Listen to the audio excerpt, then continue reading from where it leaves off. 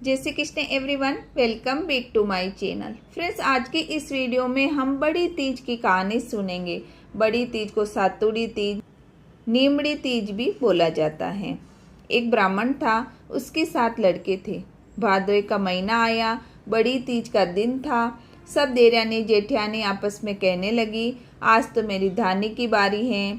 कोई बोली चावल की है। ऐसे 6 ही देवरानी जेठानी ने अपने पियर खबर भेज दी। 7वीं का पियर बहुत गरीब था। वो अपने आदमी से बोली कि मेरे चने की बारी है। अब कुछ भी करो, चोरी करो या डाका डालो, मेरे चने का सातू ले आओ। अब वो मन में विचार करने लगा कि क्या करना चाहिए। पास में पैसा नहीं है और सत्तू लाना जरूरी है। वो साहूकार के यहाँ पर चोरी करने गया। सेठियानी थोड़ी देर पहले ही सत्तू बनाकर सोई थी। सत्तू का सामान जहाँ का तहाँ पड़ा था। अब उस ब्राह्मण लड़के ने वहीं बैठकर पिंड बनाया। थप थप की आवाज़ सुनकर सेठ सेठियानी दोनों उठकर आए और उससे बोले कि तू कौन है, चोर है या भूत या प्रेत, कौन है, हमें बता दे।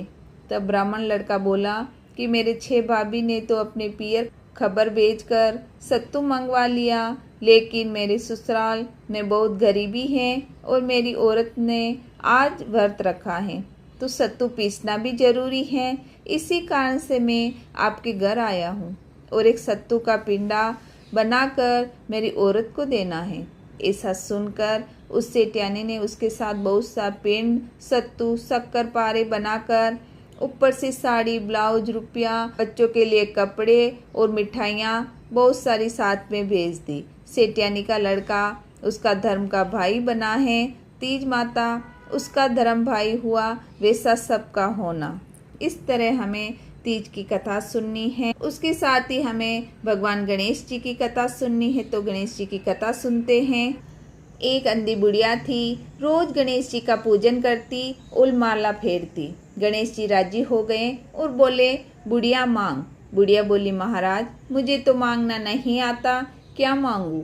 विनायक जी बोले, अपने बेटे बहू से पूछ ले या कोई भी हो उससे पूछ ले। बुढ़िया अपने बेटे बहू से बोली, गणेश जी से क्या मांगू। तब बहू बोली, मेरे लिए पुत्र मांग लो, बुढ़ापे में पोते का मुख देख लोगी।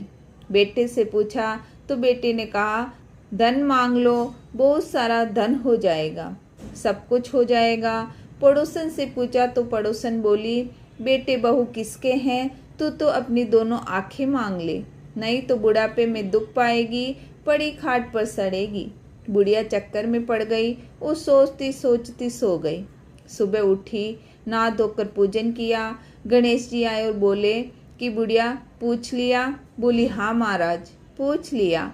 आप मुझे ये वरदान देवो, मैं अपने पोते को सोने के कटोरे में दूध पीता देखूं। विनायक जी बोले, बुढ़िया तू तो भोली दिखती थी और मांगने के समय सब कुछ मांग लिया।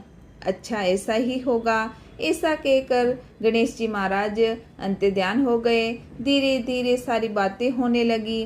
घर में धन दौलत खूब हो गया, बहू के लड़का भी हो गया, बुढ़िया की आंख भी मिल गई और आनंद ही आनंद हो गया। हे विनायक जी महाराज, बुढ़िया की तरह सब पर मेहर करना। कहानी सुनने वाले को, हुकारा देने वाले को और पढ़ने और लिखने वाले को। बोलो गणेश जी महाराज की जय। तीज के दिन लपसी तपसी की कहानी भी सुनना बहुत ही ज़रूरी है। अगर आप लपसी तपसी की कहानी नहीं सुनते हैं तो आपको पूरा फल नहीं मिलता है। बहुत ही छोटी सी लपसी तपसी की कहानी है।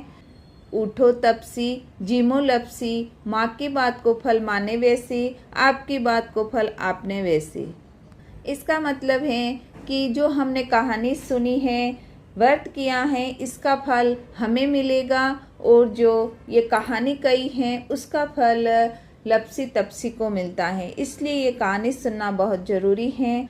वीडियो अगर आपको थोड़ा भी हेल्पफुल लगे तो लाइक करें, चैनल को सब्सक्राइब करें। मिलते हैं अगले वीडियो में। वीडियो देखने के लिए आपका बहुत बहुत धन्यवाद।